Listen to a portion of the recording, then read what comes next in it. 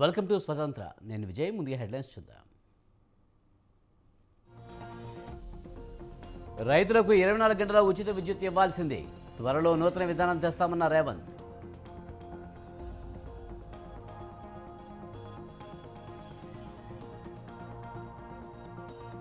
పార్టీని ఏకతాటిపైకి తెచ్చేందుకు శిక్షణా తరగతులు.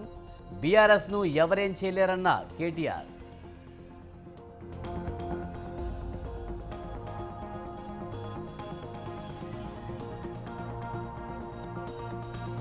ఇన్ఛార్జీల మార్పులపై వైసీపీలో కొనసాగుతున్న కసరత్తు. అభ్యర్థుల్లో అంతకంతకు పెరుగుతున్న ఉత్కంఠ.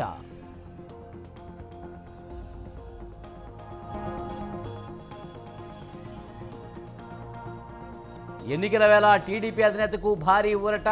3 కేసుల్లో చంద్రబాబుకు ముందస్తు బెయిల్.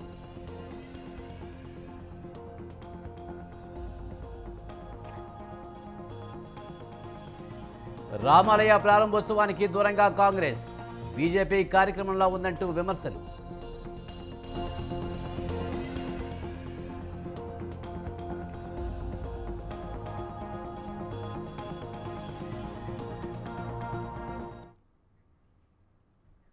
వైసీపీని బంగాళాఖాతంలో కలపాలని అన్నారు టీడీపీ అధినేత చంద్రబాబు. 3 నెలల తర్వాత టీడీపీ జనసేన ప్రభుత్వం వస్తుందని చెప్పారు. జగన్ పాలనలో పేదలు సంతోషంగా పండుగ జరుపుకునే పరిస్థితి కూడా లేదని మండిపడ్డారు. తాండ్ర పాపారాయుడు స్ఫూర్తిగా సైకో జగన్పై పోరాడవలసిన సమయం వచ్చిందని అన్నారు. జగన్ చెప్పేవన్నీ అబద్ధాలేనని అన్నారు. గత ఎన్నికల్లో తాము గెలిచి ఉంటే మొదటి నుంచే 3000 పెన్షన్ ఇచ్చేవాళ్ళమని చంద్రబాబు అన్నారు. ఈ ప్రభుత్వం ప్రజలను రాతియుగం వైపు నడిపిస్తుందని, కానీ తాను ప్రజలను స్వర్ణయుగం వైపు తీసుకువెళ్లేందుకు సంకల్పం తీసుకున్నానని చంద్రబాబు చెప్పారు. ప్రజలు రాతియుగం వైపు వెళ్తారో స్వర్ణయుగం వైపు వస్తారో నిర్ణయించుకోవాలని చంద్రబాబు పిలుపునిచ్చారు.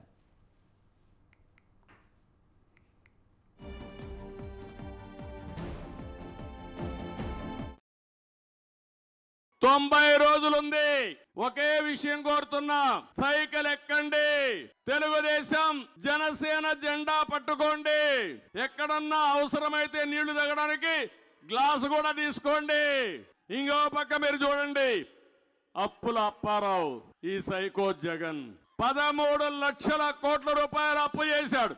మన ఆదాయం ఎంతైతే వస్తుందో దాంతో సమానంగా ఈరోజు వడ్డీ గాని అసలు కట్టే పరిస్థితి వస్తా ఉంది. చాలా బాధేస్తుంది ఇవన్నీ తలుచుకుంటే. ఈరోజు అమరావతి రాజధానిగా ఉంటుంది. ఈరోజు తుని మహాసభలో చెప్తున్నా, మన రాజధాని ఇది ప్రజల కోరిక. ఈరోజు కొత్త రాగం తీసుకున్నాడు. ఆ రాగం ఏంటంటే, ఈయన మీద అందరిలో వ్యతిరేకత వచ్చింది. మాకు ఈ ముఖ్యమంత్రి వద్దని, జగన్ ని మార్చాలని ప్రజలు నిర్ణయించుకున్నారు. అవునా కాదా అని మిమ్మల్ని అడుగుతున్నా. ఏపీ ఎయిడ్స్ జగన్ రాష్ట్రం అతను అసహించుకుంటా ఉంది. విజయవాడ ఎంపీ కేశినేని నాని లోక్సభ సభ్యత్వానికి రాజీనామా చేశారు. స్పీకర్ ఓం బిర్లాకు రాజీనామా పత్రాన్ని మెయిల్ ద్వారా పంపారు. స్పీకర్ ఫార్మెట్లో రాజీనామా చేసిన కేశినేని వెంటనే తన రాజీనామాను ఆమోదించాలని కోరారు.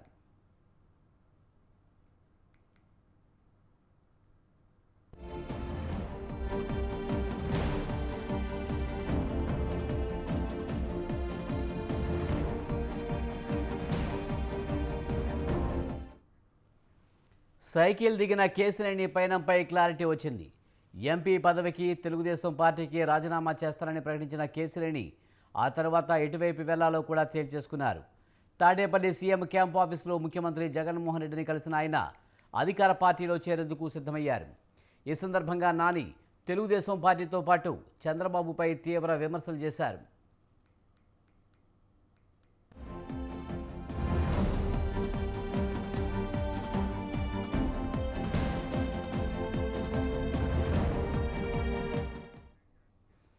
చంద్రబాబు ఈ రాష్ట్రానికి ఉపయోగం లేని వ్యక్తి అని అన్నారు. తనను ఎంత అవమానించినా భరించారని చెప్పుకొచ్చారు. పార్టీ కోసం ఆస్తులు అమ్ముకున్నారని, వ్యాపారాలన్నీ పక్కకు పెట్టారని అన్నారు. చంద్రబాబు మోసగాడని అందరికీ తెలుసునని అన్నారు. అందుకే తాను జగన్మోహన్ రెడ్డి వెంట నడవాలనుకుంటున్నట్టు తెలిపారు. ఎంపీగా తన రాజీనామాకు ఆమోదం లభించగానే వైసీపీలో చేరతానన్నారు.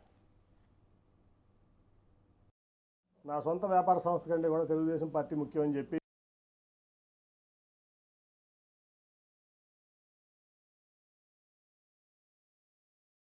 నా సొంత వ్యాపార సంస్థ కంటే కూడా తెలుగుదేశం పార్టీ ముఖ్యమని చెప్పి నేను ఈ పార్టీ గెలుపు అవసరం అని చెప్పి భావించి నేను ఆ పనులన్నీ చేశాను.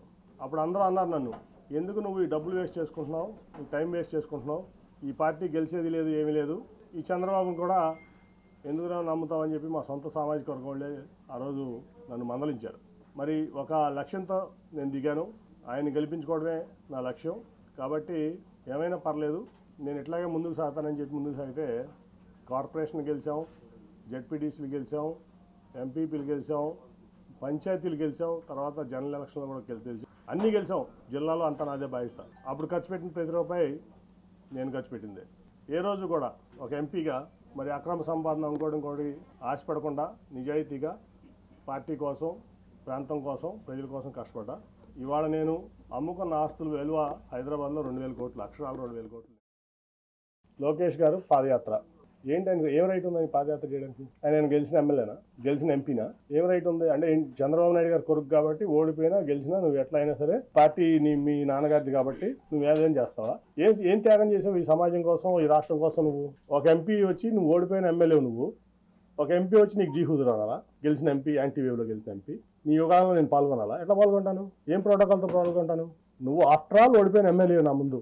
ఆఫ్టర్ ఆల్ పార్టీ రిసోర్సెస్ వాడుకున్నావు, పార్టీ ఇన్ఫ్రాస్ట్రక్చర్ వాడుకున్నావు, మీ నాన్నగారి పలుకుబడి వాడుకున్నావు, మీ తాతగారి పలుకుబడి వాడుకున్నావు, అన్నీ వాడుకుని నువ్వు ఓడిపోయావు. నువ్వు నాకు రూపాయి డబ్బు ఇవ్వలేదు, నువ్వేమి ఇవ్వలేదు, నేను గెలిచాను 2 సార్లు. నీ పార్టీని భుజాల మీద పెట్టి మోసా కృష్ణా జిల్లాలో. ఏం రైట్తో నువ్వు సీనియర్ని శాసిస్తున్నావు? ఏం రైట్ ఉందా నీకు? ఓ 10 సార్లు ఎమ్మెల్యే చేసావా, 10 సార్లు ఎంపీ చేసావా? ఏం ఆస్తి అమ్ముకున్నావు? నేను ఆస్తులు అమ్ముకున్నాను, 2,000 కోట్ల రూపాయల ఆస్తులు. నువ్వు హెరిటేజ్ ఆపుకున్నావా? మీ నాన్నగారు వచ్చిన నుంచి ఇప్పటి వరకు మీ కుటుంబాన్ని ఆస్తి అమ్మిందా ఈ పార్టీ కోసం? ఏం త్యాగాలు చేశారని నువ్వు యువకులం చేస్తావు? మమ్మల్ని ఎట్లున్నామంటావు? ఏం రైట్ ఉంది నీకు? సో నేను తెలుగుదేశం పార్టీకి లోక్సభకి రాజీనామా చేసి తర్వాత పార్టీకి కూడా రాజీనామా చేస్తాను కూడా మీ అందరికీ చెప్పాను నా ట్విట్టర్ వేదిక ద్వారా. నేను 2013 జనవరి 16వ తారీఖు నుంచి విజయవాడ పార్లమెంట్ ఇన్ఛార్జిగా, అభ్యర్థిగా తెలుగుదేశం పార్టీ కోసం కష్టపడటం జరుగుతూ ఉంది. నా సొంత వ్యాపార సంస్థ కంటే కూడా తెలుగుదేశం పార్టీ ముఖ్యమని చెప్పి నేను ఈ పార్టీ గెలుపు అవసరం అని చెప్పి భావించి నేను ఆ పనులన్నీ చేశాను. ఎందుకు నువ్వు ఈ డబ్బులు వేస్ట్ చేసుకుంటున్నావు, నువ్వు టైం వేస్ట్ చేసుకుంటున్నావు, ఈ పార్టీ గెలిచేది లేదు, ఏమీ లేదు, ఈ చంద్రబాబును కూడా ఎందుకు నమ్ముతామని చెప్పి మా సొంత సామాజిక వర్గం వాళ్ళే ఆ రోజు నన్ను మందలించారు. మరి ఒక లక్ష్యంతో నేను దిగాను, ఆయన గెలిపించుకోవడమే నా లక్ష్యం. కాబట్టి ఏమైనా పర్లేదు, నేను ఇట్లాగే ముందుకు సాగుతానని చెప్పి ముందుకు సాగితే కార్పొరేషన్ గెలిచాం, జెడ్పీటీసీలు గెలిచాం, ఎంపీపీలు గెలిచాం, అన్నీ గెలిచాం. జిల్లాలో అంతా నాదే బాధిస్తా. అప్పుడు ఖర్చు పెట్టిన ప్రతి రూపాయి నేను ఖర్చు పెట్టింది. తదనంతర పరిణామం కూడా తెలుసు. అన్నీ అయిపోయిన తర్వాత నాకు టికెట్ ఇవ్వనని చెప్పి ఆ రోజు ఇంకా ఆన్లైన్లో 5 పెట్టారు ఆ రోజున రేస్లో. సరే ఏదైతే అదైందని చెప్పి నేను కూడా ముందుకెళ్తే ప్రజా ఆగ్రహం ముందు అక్క మళ్ళీ నాకు సీట్ ఇచ్చారు ఆ రోజు. అధికార వైసీపీలో రాజీనామాల పర్వం కొనసాగుతుంది. తాజాగా ఆ పార్టీకి మరో నేత గుడ్ బై చెప్పారు. వైసీపీ ప్రాథమిక సభ్యత్వం, కర్నూలు ఎంపీ పదవికి రాజీనామా చేయాలని నిర్ణయించుకున్నట్లు సంజీవ్ కుమార్ తెలిపారు. కర్నూలులో వలసలు, ఆత్మహత్యలు ఆగాలన్నదే తన లక్ష్యమన్నారు. కర్నూలు నుంచి బళ్ళారి వరకు జాతీయ రహదారి సాధించాలన్నారు. తన పరిధిలో ఉన్నంత వరకు నేను చేశానన్నారు. ఎన్నిసార్లు ముఖ్యమంత్రి అపాయింట్మెంట్ కోరినా ఫలితం లేదన్నారు. ఏ పార్టీలో చేరాలనేది ఇంకా నిర్ణయం తీసుకోలేదన్న సంజీవ్ సన్నిహితులతో మాట్లాడి నిర్ణయం తీసుకుంటారన్నారు. కాగా కర్నూలు ఎంపీ సీటును ఈసారి గుమ్మనూరు జయరాంకు కేటాయిస్తూ వైసీపీ నిర్ణయం తీసుకుంది.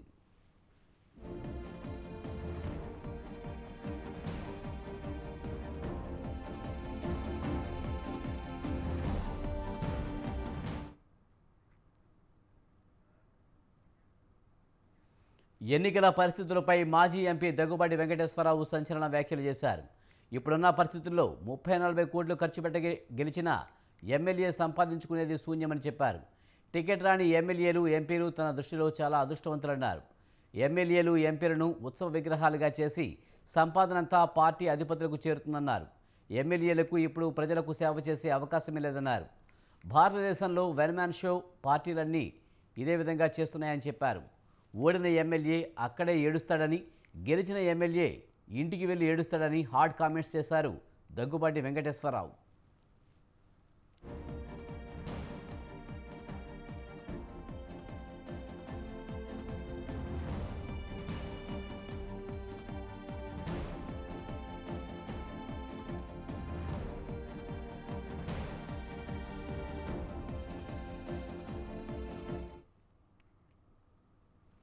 ఎన్నికల వేళ టీడీపీ అధినేత చంద్రబాబుకు భారీ ఊరట లభించింది.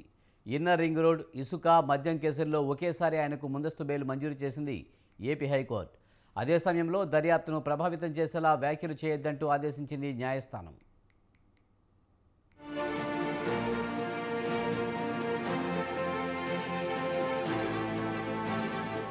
టీడీపీ అధినేత చంద్రబాబుకు పెద్ద రిలీఫ్ దొరికింది.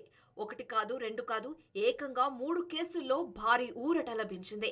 అమరావతి ఇన్నర్ రింగ్ రోడ్, ఇసుక, మద్యం వ్యవహారాల్లో ఆయనకు ముందస్తు బెయిల్ మంజూరు చేస్తూ తీర్పునిచ్చింది ఏపీ హైకోర్టు. ఈ మేరకు న్యాయమూర్తి జస్టిస్ టి మల్లికార్జునరావు ఉత్తర్వులు జారీ చేశారు.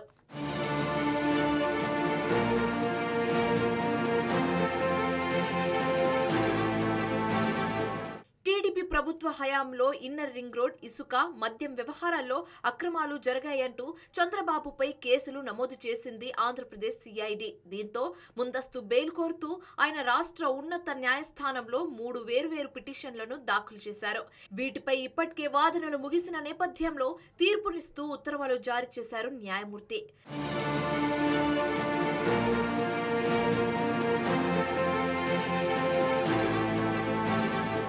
అయితే ముందస్తు బెయిల్ ఇచ్చిన న్యాయస్థానం దర్యాప్తు ప్రభావితం చేసేలా మాట్లాడవద్దంటూ టీడీపీ అధినేతను ఆదేశించింది. అంతేకాదు, పిటిషనర్లకు 48 గంటల ముందు నోటీస్ ఇచ్చాకే విచారించాలని సిఐడిని ఆదేశించింది ఏపీ హైకోర్టు.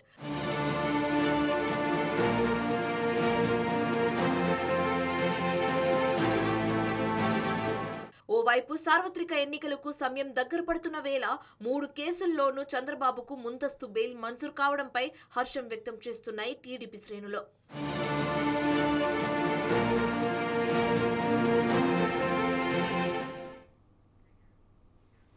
టీడీపీ నేత కోడెల శివప్రసాదరావు కుమారుడు కోడెల శివరాం మాజీ మంత్రి కన్నా లక్ష్మీనారాయణపై పరోక్షంగా విమర్శలు కురిపించారు.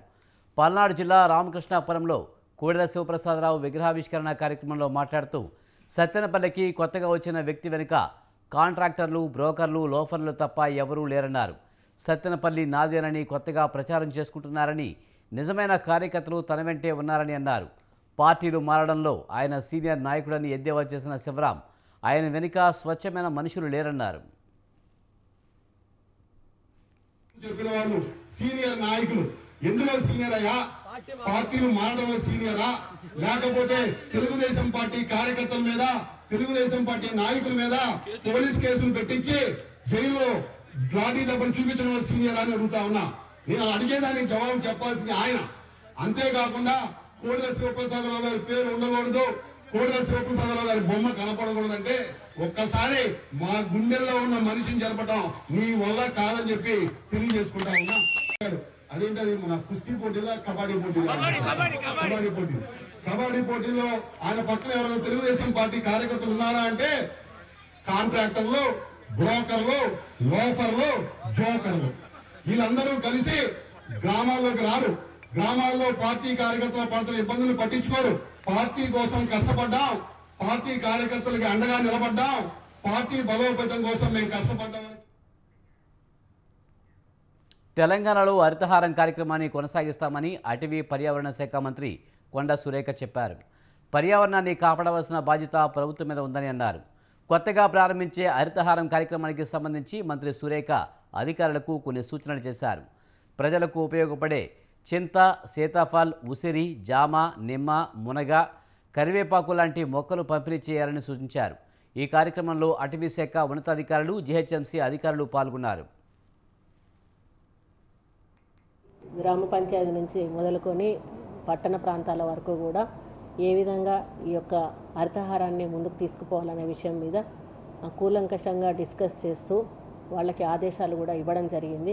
ఆ ప్లాంటేషన్ చేసేటప్పుడు ఏదో మామూలు ప్లాంటేషన్ చేయడం కాకుండా ప్రజలకు ఉపయోగపడే విధంగా మెడిసినల్ ప్లాంట్స్ కానీ లేకపోతే ఇన్కమ్ జనరేటింగ్ ప్లాంట్స్ కానీ చేసినట్టయితే గ్రామ పంచాయతీ కానీ ఇండివిజువల్గా రైతులకు కానీ అదేవిధంగా ఇన్స్టిట్యూట్స్కి కానీ అటువంటి ప్లాంట్స్ ఇచ్చినట్టయితే మనం గ్రీనరీని డెవలప్ చేసినట్టుగా ఉంటుంది, అదేవిధంగా రెవెన్యూని కూడా పెంచుకున్నట్టుగా ఉంటుందని ఇన్స్ట్రక్షన్స్ ఇవ్వడం జరిగింది.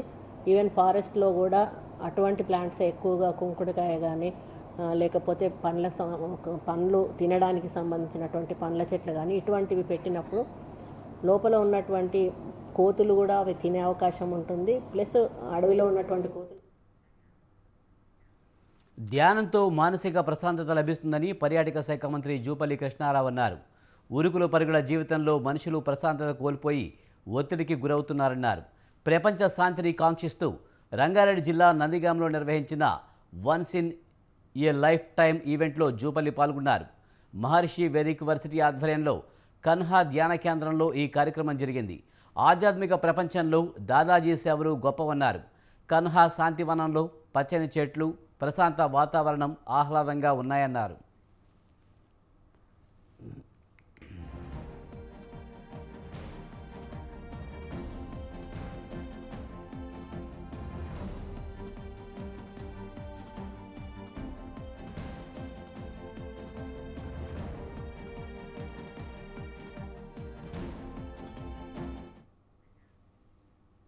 ప్రజలు మార్పు కోరుకున్నారని, మార్పు తెచ్చి చూపిస్తామని తెలంగాణ ఐటీ పరిశ్రమల శాఖ మంత్రి దుద్దిల శ్రీధర్ బాబు చెప్పారు. త్వరలో friendly industry policy తీసుకువస్తామని Sridhar Babu అన్నారు. పరిశ్రమలకు మళ్లీ నూతనోచ్ఛేదం తెస్తామన్నారు. ఎఫ్టీసీసీఐ, ఫిక్కీ, సిఏఏ, ఎఫ్టీఎస్ఏసీ, డిక్కీ సంస్థల ప్రతినిధులు, ఇతర ప్రముఖులతో శ్రీధర్ బాబు ముఖాముఖి మాట్లాడారు. 2 లక్షల ప్రభుత్వ ఉద్యోగాలు కల్పిస్తామని ఎన్నికల మేనిఫెస్టోలో పేర్కొన్న హామీని అమలు చేస్తామని మంత్రి శ్రీధర్ బాబు స్పష్టం చేశారు.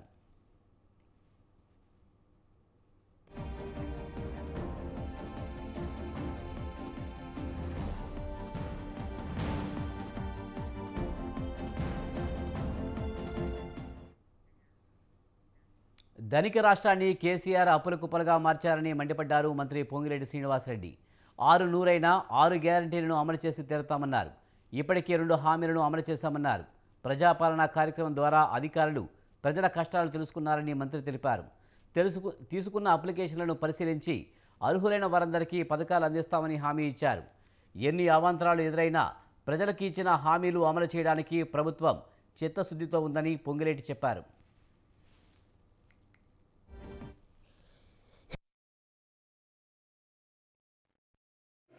గడిచిన 10 సంవత్సరాల నుంచి ఈ తెలంగాణ ప్రజలు ఏదైతే నష్టపోయారో, గోసకు గురయ్యారో, ఈ ఇందిరమ్మ రాజ్యంలో తిరిగి అటువంటిది జరగొద్దని, ఎన్నికల్లో ఏవైతే 6 గ్యారంటీలు ఇందిరమ్మ ప్రభుత్వం వస్తే 100 రోజుల్లో చేస్తామని చెప్పామో, ఈ చెప్పే దాంట్లో భాగంగా ఇప్పటికే 2 కార్యక్రమాలు ప్రజల గుమ్మానికి చేర్చాం.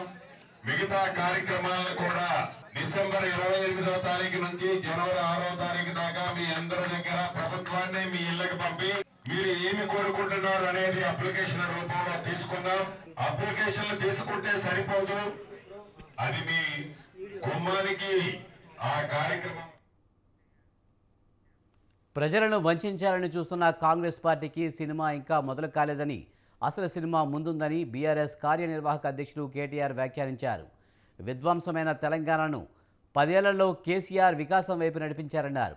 తెలంగాణను వేగంగా అభివృద్ధి చేయాలనే తపనతో ఎక్కువ సమయాన్ని పాలనకే కేటాయించారని పేర్కొన్నారు. పరిపాలనపై పూర్తి స్థాయిలో దృష్టి కేంద్రీకరించిన ఆయన పార్టీకి ఎక్కువ సమయం కేటాయించలేదన్నారు.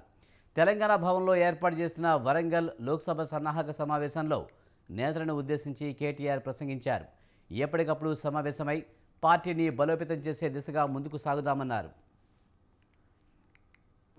తెలంగాణ రాష్ట్రంలో అధికారంలోకి రావడానికి కాంగ్రెస్ పార్టీ ఆకాశమే అడ్డుగా 420 హామీలు ఇచ్చింది. ఆ 420 హామీలను 6 గ్యారెంటీలను కలుపుకొని 420 హామీలను 100 రోజులలో అమలు చేయాలని మాత్రమే భారత రాష్ట్ర సమితి డిమాండ్ చేస్తున్నది. కాలయాపన చేయొద్దని కోరుతున్నది. కాలయాపన జరుగుతున్నట్టుగా ప్రజలందరికీ అర్థమవుతున్నది, మాకు కూడా అర్థమవుతున్నది. దరఖాస్తుల స్వీకరణ, దరఖాస్తుల డిజిటలైజేషన్, వాటి పరిశీలన, ఆధార్కు వైట్ రేషన్ కార్డుకు అనుసంధానం, ఆ తర్వాత బ్యాంక్ అకౌంట్ పొందుపరచలేదని మరొకసారి కాలయాపన, విధి విధానాలను గైడ్ లైన్స్ రూపొందించడానికి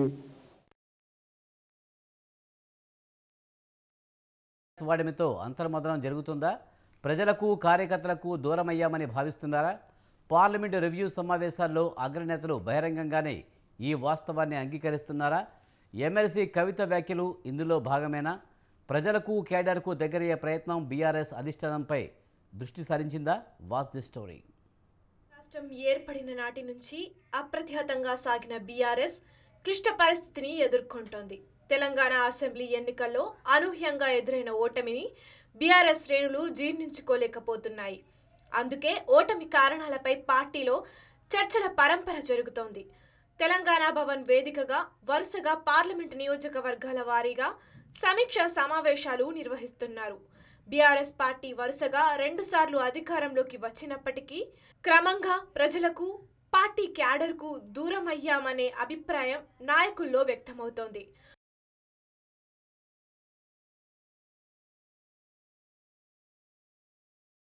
బీఆర్ఎస్ అగ్రనేతలు ప్రజలకు క్యాడర్కు దూరం కావడానికి ఎమ్మెల్యేలే ప్రధాన కారణం అనే భావన పార్టీలో వ్యక్తమవుతోంది.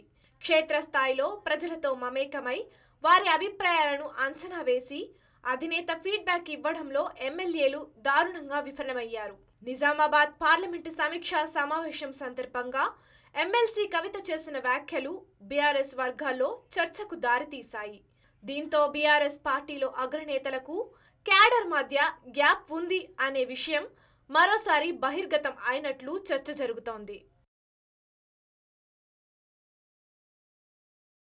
నిజామాబాద్ పార్లమెంటు సమీక్షా సమావేశాల సందర్భంగా బీఆర్ఎస్ ఎమ్మెల్సీ కల్వకుంట్ల కవిత చేసిన వ్యాఖ్యలు హాట్ టాపిక్ గా మారాయి. నిజామాబాద్ ఎంపీగా తాను ఉన్న సమయంలో తనను క్యాడర్ను కలవకుండా స్థానిక ఎమ్మెల్యేలు అడ్డుపడ్డారంటూ కవిత వ్యాఖ్యలు చేశారు. రాష్ట్ర ప్రభుత్వం చేపట్టిన దళిత బంధు పథకాలను గ్రామాల్లో యూనిట్ల వారీగా అందించకుండా వ్యక్తిగతంగా ఎమ్మెల్యేలు ఇచ్చారని, దీనివల్ల పార్టీకి నష్టం జరిగిందని కవిత అన్నారు.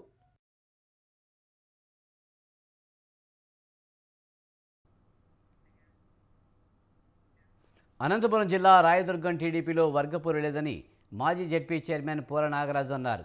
తనకు మాజీ మంత్రి కాల్వ శ్రీనివాసులకు మధ్య ఎలాంటి విభేదాలు లేవని చెప్పారు. ఇటీవల సోషల్ మీడియాలో వచ్చిన వార్తలు అవాస్తవమన్నారు.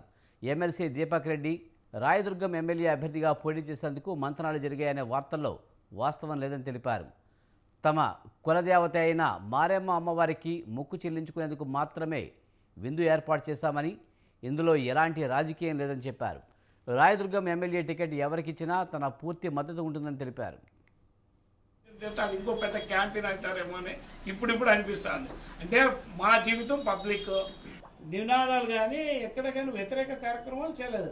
మాకు ఇన్ఛార్జ్ ఆయన, మా జిల్లా అధ్యక్షుడు ఆయన వ్యతిరేక కార్యక్రమాలు ఎందుకు చేయాల్సి వచ్చింది? ఏం అవసరం ఉంది? ఎక్కడ నినాదాలు చేసినాం చెప్పాలా? మీరు ఊరికి ఉపయోగించేది కాదు కదా. నువ్వు ఊరికి అనదు అది. You to prove it. నేను అసలు మున్సిపాలిటీ ధర్నాలోనే నేను పాల్గొనలేదు చెప్పాడని వాళ్ళతో చెప్పేసి కానీ ఎక్కడ బస్ స్టాండ్ లో లేదే. చాలా నువ్వు చెక్ చేసుకో. ఆయనే ఇక్కడ లీడర్. ఇప్పుడు వేరే మీడియా స్వేచ్ఛను హరించే విధంగా కేంద్ర ప్రభుత్వం కొత్త చట్టాన్ని తీసుకువస్తుందని అన్నారు సిపిఎం పొలిట్ బ్యూరో సభ్యులు బివి రాఘవులు. కొత్త చట్టం ప్రజాస్వామ్యానికి విఘాతం కలిగిస్తుందన్నారు. కేంద్రం తీసుకుంటున్న ప్రజా వ్యతిరేక నిర్ణయాలను సిపిఎం వ్యతిరేకిస్తుందని చెప్పారు. అంగన్వాడీ కార్యకర్తలు చేస్తున్న సమ్మెను చర్చల ద్వారా పరిష్కరించకుండా 26 రోజుల తర్వాత ఎస్మా ప్రయోగించి ఉద్యోగులను వేధించడం అవివేకమన్నారు. అంగన్వాడీల పోరాటాన్ని రాజకీయ పార్టీలు ఉసుగొలుపుతున్నాయనడం కరెక్ట్ కాదన్నారు. ఎస్మా ప్రయోగించి ఉద్యోగులను తొలగించారని చూస్తే తమిళనాడులో జయలలితకు పట్టిన గతే జగన్కు కూడా పడుతుందని బివి రాఘవులు హెచ్చరించారు. కేంద్రం నుంచి రాష్ట్రాలకు కూడా దిగుమతి అవుతుంది. ఈ రాష్ట్రంలో వైఎస్ జగన్మోహన్ రెడ్డి ప్రభుత్వం అటువంటి నిరంకుశ పరిపాలన సాగిస్తున్నాడు. ఇప్పుడు తాజాగా అంగన్వాడీల మీద అటువంటి నిరంకుశత్వాన్ని ప్రయోగిస్తున్నాడు. ఇప్పటికే ఎస్మా కిందకి ఈ సేవలను తీసుకొచ్చారు. 26 రోజుల తర్వాత ఆయనకి ఎస్మా సింప్లిసిటీ అనే మాటకు నిలువెత్తి నిదర్శనంగా నడుస్తున్నారు కేంద్ర మాజీ మంత్రి అశోక్ గజపతిరాజు. కేంద్ర రాష్ట్ర ప్రభుత్వాల్లో పలు పదవులు నిర్వహించి వాటికే వన్నె తెచ్చిన ఆయన తాజాగా నాంపల్లి రైల్వే స్టేషన్లో కుటుంబ సభ్యులతో కలిసి రైలు కోసం నిరీక్షిస్తూ కనిపించారు.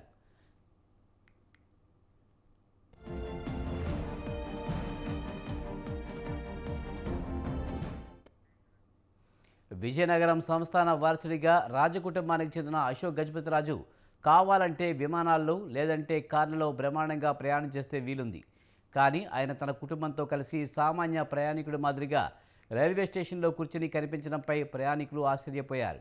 ఏది ఏమైనా రాజుగారి నిరాడంబరత అంతే అంటూ చర్చించుకుంటున్నారు ప్రయాణికులు.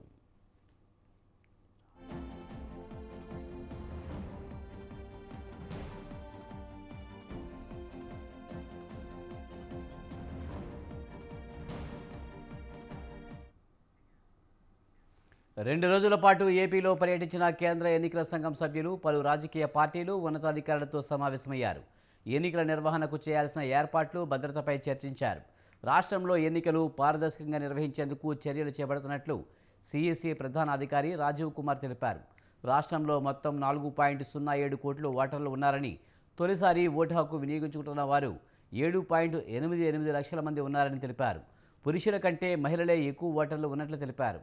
ఈ నెల 22న ఓటర్ తుది జాబితాను విడుదల చేస్తామని రాజీవ్ కుమార్ తెలిపారు. Schedule you will come to know whenever we decide through the press. We declare it first to the press. Nobody knows when it is happening, and whenever first it is decided, it immediately in half an hour's time we go to the press so that it doesn't get leaked. So you would know this. Single schedule for Telangana and Andhra you mentioned. What you have in mind is that people do not cross from here to here and vote both the places. This is what is the purport of the question which was again asked as to how Telangana and AP. So the rule position is you have to be an ordinarily resident of a particular place in order to be a voter. It is not necessary that you have properties or you have other things out here. దేశవ్యాప్తంగా కొత్తగా 605 corona కేసులు report అయ్యాయి. అయితే దేశంలో active కేసులు క్రమంగా తగ్గుతుండడం కాస్త ఊరట కలిగించే అంశం. మంగళవారం నుంచి 276 మంది కోవిడ్ బాధితులు పూర్తిగా కోలుకుని ఇళ్లకు వెళ్లడంతో యాక్టివ్ కేసులు 3643గా ఉన్నాయని కేంద్ర వైద్య ఆరోగ్య మంత్రిత్వ శాఖ పేర్కొంది.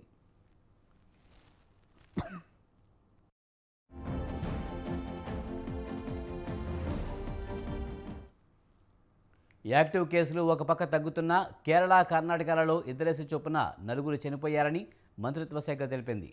ఆంధ్రప్రదేశ్తో సహా గత 24 గంటల్లో పలు రాష్ట్రాల్లో కొత్త కేసులు నమోదయ్యాయి. యూపీ, పశ్చిమ బెంగాల్, మహారాష్ట్ర, గుజరాత్, బీహార్, పంజాబ్, అసోం, హిమాచల్ ప్రదేశ్, త్రిపురలో కొత్త కేసులు నమోదయ్యాయి. ఈ అన్ని రాష్ట్రాలలో కోవిడ్ పరీక్షలు కొనసాగుతున్నాయి. కొత్తగా నమోదైన కేసుల్లో ముఖ్యంగా దక్షిణాది రాష్ట్రాల్లో JN1 సబ్ వేరియంట్ కేసులే ఎక్కువగా ఉన్నాయి.